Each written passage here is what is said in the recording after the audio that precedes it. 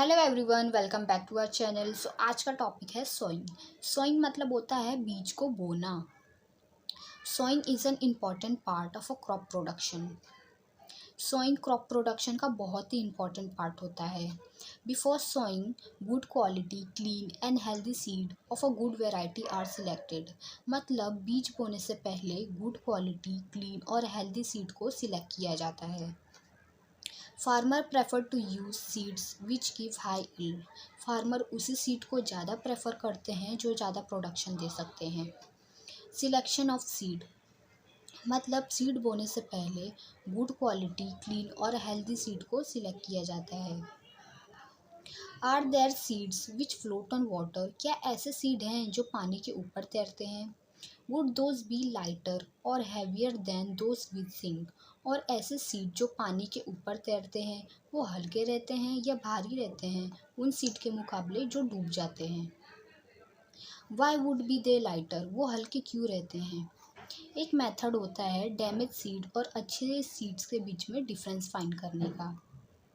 जब सीड पानी के अंदर डालते हैं तो कुछ सीड पानी के ऊपर फ्लोट करते हैं और कुछ सीड पानी के नीचे चले जाते हैं।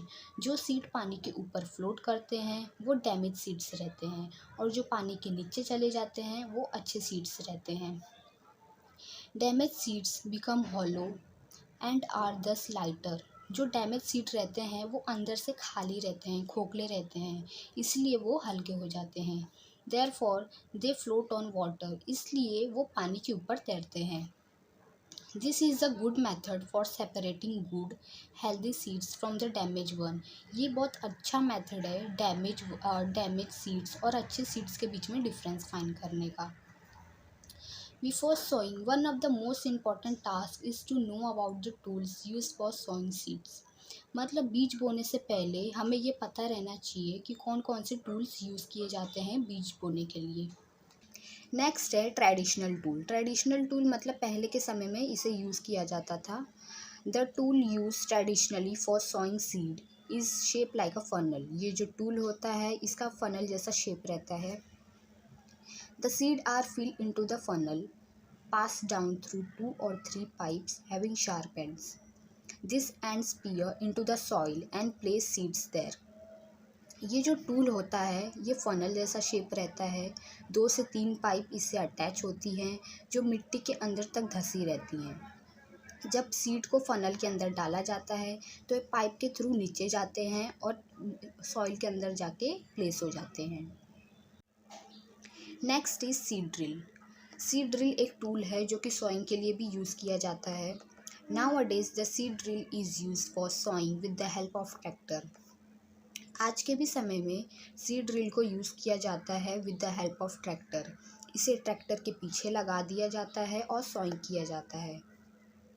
This saw the seeds uniformly eight equal distance and depth. ये सीडों को इक्वल डिस्टेंस में रखता है, एप्रोप्रिएट डिस्टेंस में रखता है और ये बहुत नीचे तक सीड को प्लेस करता है।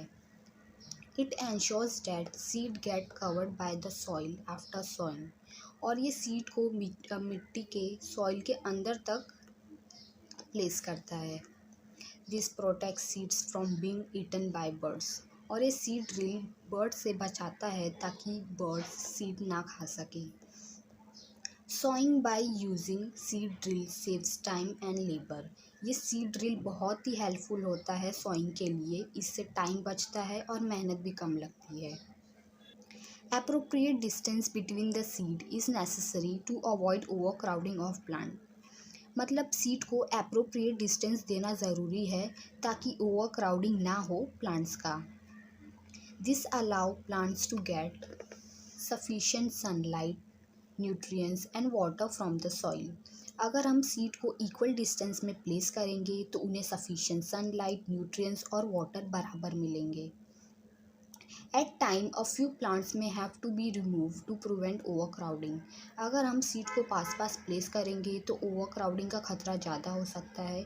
अगर ओवर क्राउडिंग हो गया प्लांट्स का तो उसे काटना पड़ सकता है।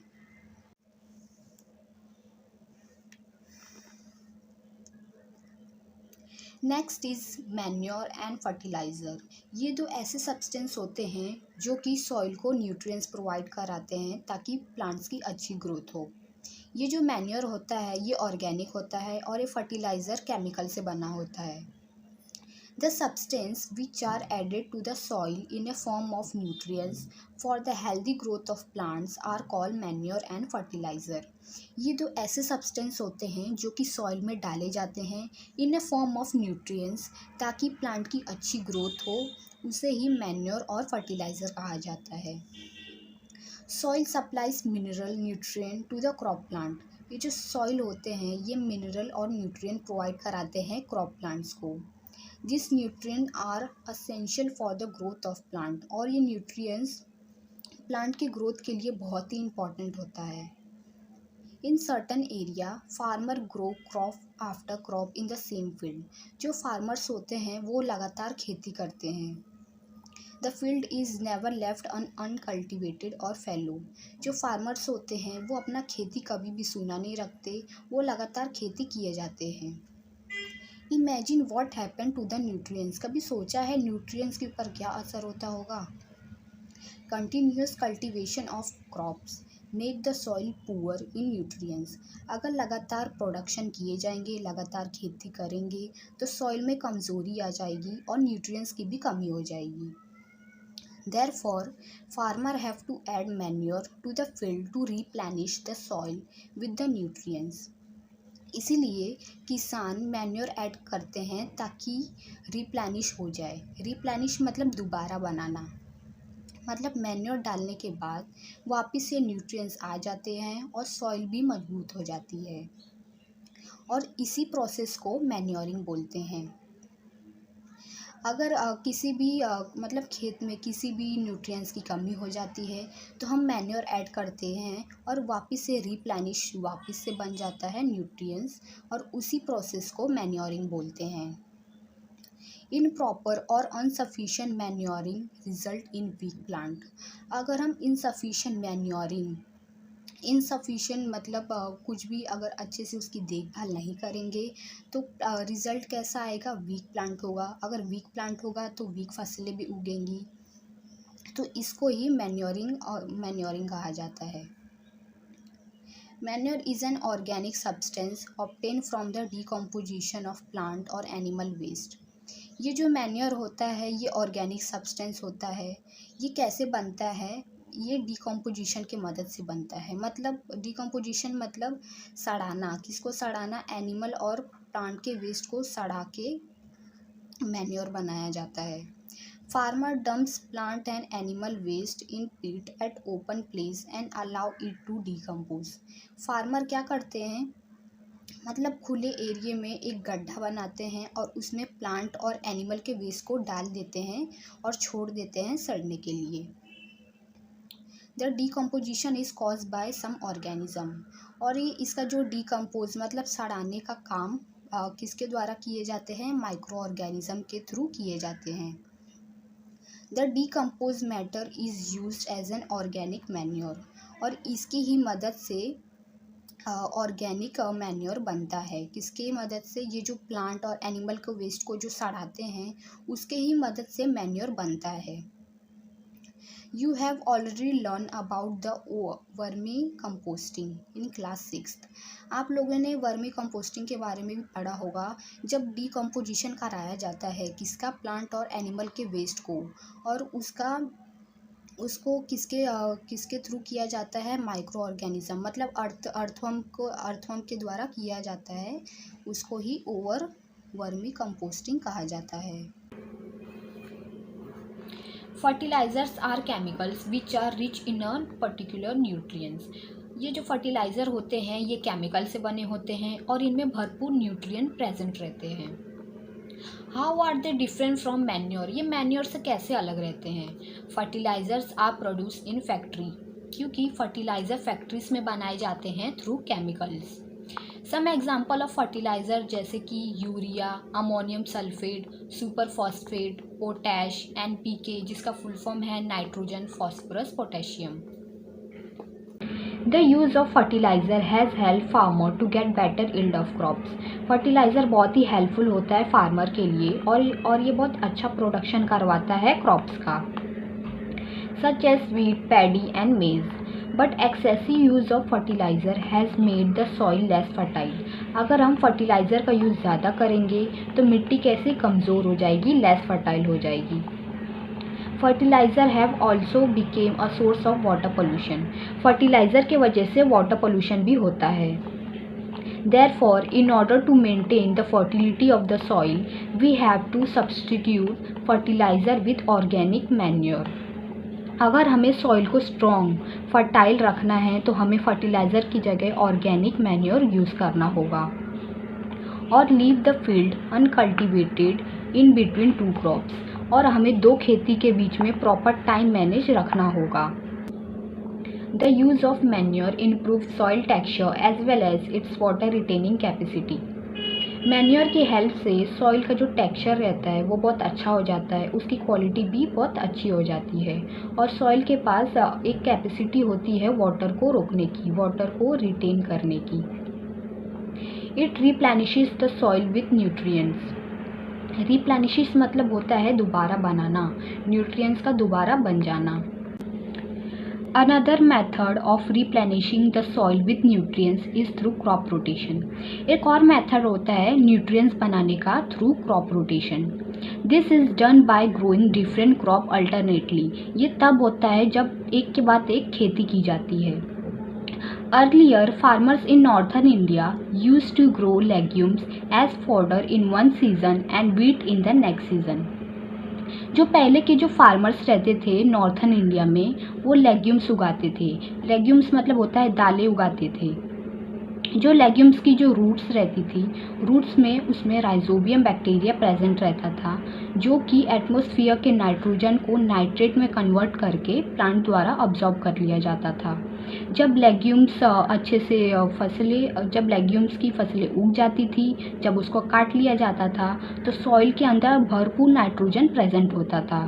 फिर नेक्स्ट सीज़न जब वीट की खेती की जाती थी तो वीट द्वारा सारा नाइट्रोजन प्लांट द्वारा अब्जॉर्ब कर लिया जाता था, तो फिर से नाइट्रोजन की कमी हो जाती थी, तो फिर से लेग्यूम्स की खेती की जाती थी। तो ऐसे ही ये प्रोसेस चलता जाता था, तो इसको ही क्रॉप रोटेशन कहा जाता है। This help in the replenishment of the soil with nitrogen, और ये ऐसे ही नाइट्रोजन बनाता है।